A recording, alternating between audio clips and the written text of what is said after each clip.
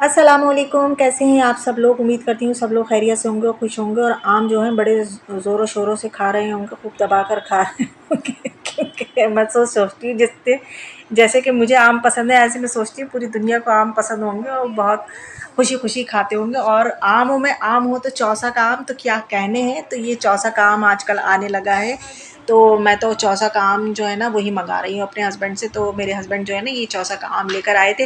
लेकिन आम आने के बाद ना अच्छा खासा काम होता है, क्योंकि एकदम से उठाकर इसको फ्रिज में नहीं रखा जाता है और ना ही एक ऐसे ही खाया जाता है। सबसे पहले इसको अच्छे से खूब अच्छे से इसको वॉश करा जाता है, मल मल कर खूब वॉश करने के बाद फिर इसको ड्राई किया जाता है। ड्राई करने के बाद फिर कहीं जाकर इसको फ्रिज में रखा जाता है। फ्रिज में कम से कम 2-3 घंटे 4 घंटे ये ठंडे हो जाए, फिर उसके बाद खाओ तो आम खाने का मज़ा आता है।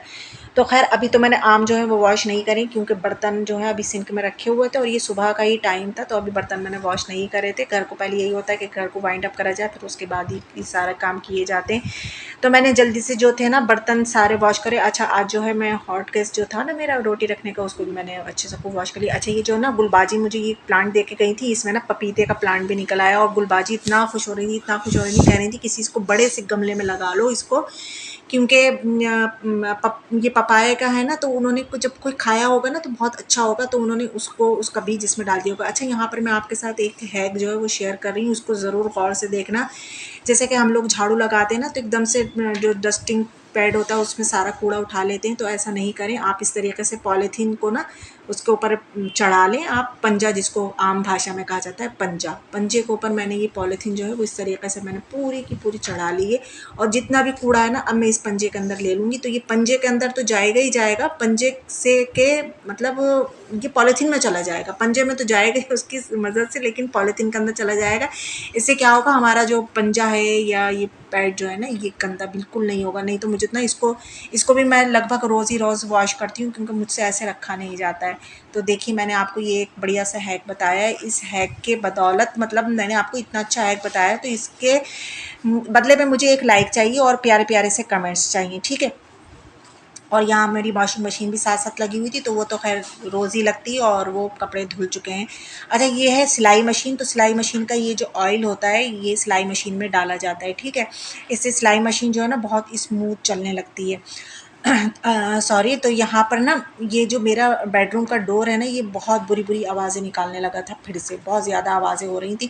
तो इसके जो ये इसको कहते हैं ना कब्ज़े कहते हैं, क्या कहते हैं, खैर जो भी कहते हैं, इसके अंदर ना ये जो मशीन का ऑयल होता है इसको डाल देना चाहिए, 2-3 कतरे इसके डाल दें, तो ये जो है ना बिल्कुल सॉफ्ट हो जाते हैं डोर जो है, बिल्कुल कोई इसमें से चूँ चाँ की कोई आवाज़ नहीं आती, कोई डरावनी आवाज़ नहीं आती। नहीं तो रात में तो बड़ी अजीब सी ये डरावनी डरावनी सी आवाज़ें लगती हैं, तो इसमें से डरावनी आवाज़ें आना जो है बंद हो जाती है, बिल्कुल स्मूथ हो जाता है। अच्छा आपके पास अगर मशीन का ऑयल नहीं है ना, तो आपके पास अगर वैसलीन तो होगी ना, वाइट वाली वैसलीन हो या ग्रीन वाली वैसलीन हो, वैसलीन लेकर थोड़ी सी उंगली पर वैसलीन लेकर और जो ये इसके कब्जे हैं ना इनके ऊपर खूब अच्छे से रब कर दीजिए। तो मैंने दोनों चीज़ें करके बताई, क्योंकि एक दरवाजे में लगभग 4 कब्जे हैं, तो मैंने 2 पर तो मैंने ऑयल लगा दिया था और 2 पर मैंने जो है ये वैसलीन लगा दी है। और बस इसको ना 5 मिनट के लिए छोड़ दिए लगा हुआ, और फिर देखना आप आपके दरवाज़ों से अब कोई चूँ चाँ की आवाज़ नहीं आएगी, बिल्कुल स्मूथ हो जाएंगे। अब ये सारे कामों से निमटने के बाद सबसे लास्ट में मैं जो है ना रोटी बनाती हूँ, तो यहाँ पर अब मैं बनाने लगी थी ये रोटियाँ। और सालन में आज पता नहीं मैंने क्या बनाया था, खैर मुझे याद नहीं, सालन का तो मुझे याद नहीं। तो खैर यहाँ पर अब मैं बनाने लगी थी रोटियाँ। और रोटी बनाने के बाद फिर हाँ मैंने इसी तवे पर ना अंडे की ऑमलेट भी मैंने इसी तवे पर ही बना ली थी। और आपको मेरी रोटियां कैसी लगती हैं ये भी कमेंट्स में ज़रूर बताना, मुझे बड़ी खुशी होगी। मुझे तो बहुत अच्छी लगती हैं अपनी रोटियां आप कहेंगे ये तो अपने मुँह मियाँ मिट्ठू बन रही है। तो यहाँ पर मैंने अब ये ऑमलेट बना ली और यही था मेरा ब्लॉग, कैसा लगा बताना।